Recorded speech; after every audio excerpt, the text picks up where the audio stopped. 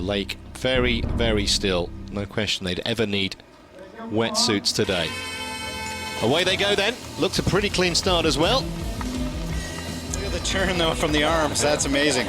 And the way this course is set up, straight line straight back to the pontoon. And they do that twice, so they don't have to worry about podium.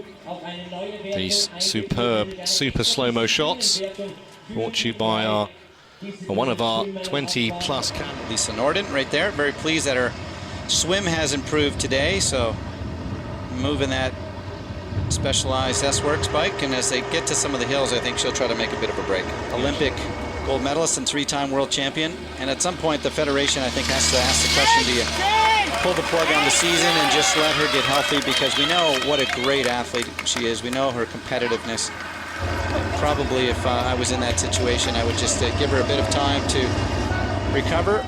There's still 2 full years before the Olympics, and why not allow such a fantastic athlete to just sort of get 100% healthy, because when you're doing these kinds of 2-hour races at such a high intensity and level, you really can't recover if you're not 100%. And we've seen it in the past. You just need that time away from the sport to get healthy, and they actually gave them some property. Ernst Hinterseer was the gold medalist, and he actually... Some in the lead group, maybe on the run, we'll see.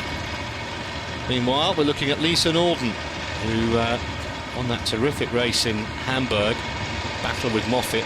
Well, this day has certainly changed dramatically for the woman from Team Specialized, mostly because of a great swim. She had a fantastic swim early on, and that allowed her to immediately get into this bike course with the big athletes that she would have anticipated. And you can see right there, they're on a slightly downhill section, so one of the reasons that they're able to get a bit of a drink in and look like they're not working that hard, but they are moving quickly. There's Lisa Norden right at the front. She's always aggressive. There's Andrea Hewitt, very aggressive. There is the likes of Emma Moffitt, very aggressive. So they're all in the general positions we would have anticipated. The big names sort of coming off very close to the front. Bike has to be put in first. We use 1-2. Lisa Norden, Holland into that bunch, Daniela Reef. So I mean, this is people who've been all around the podium all year long, just in that top 4 or 5. Recognition of your 2010 season. And Lisa Norden, kudos for hanging tough there. She, you saw a few shots of her on the bike.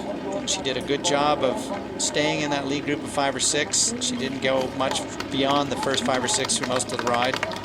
Wasn't as aggressive on the bike. Doesn't care. She hasn't read the script, Barry. She's taking Norden on, and Norden is struggling to stay with her. It's about 5 or 6 meters the gap, and Findlay looks so composed. Hewitt's out of it. She's going to finish 3rd, but Findlay looks as though she's going to secure back-to-back wins. Well, it has not been done on the circuit in 2010, and Paula Findlay, the woman who broke through with a victory in London just a few weeks ago, is going to claim her 2nd victory of her career.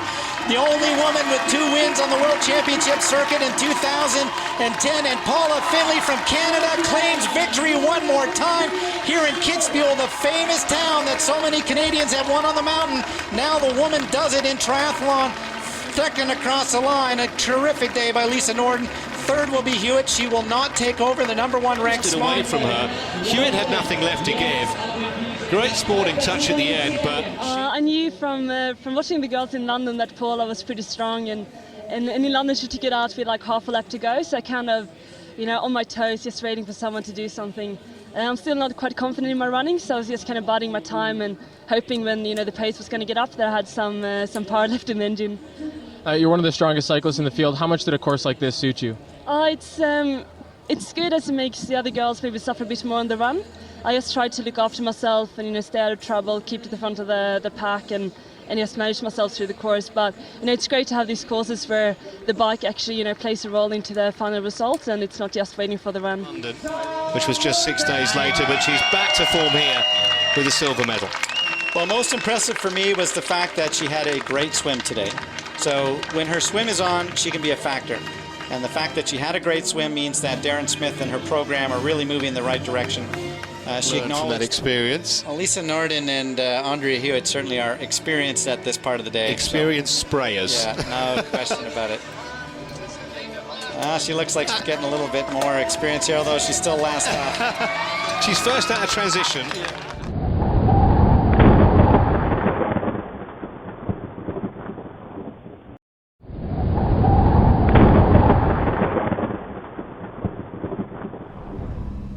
lake very, very still. No question they'd ever need wetsuits today.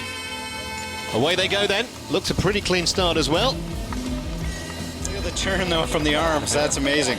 And the way this course is set up, straight line straight back to the pontoon. They do that twice so they don't have to worry about podium.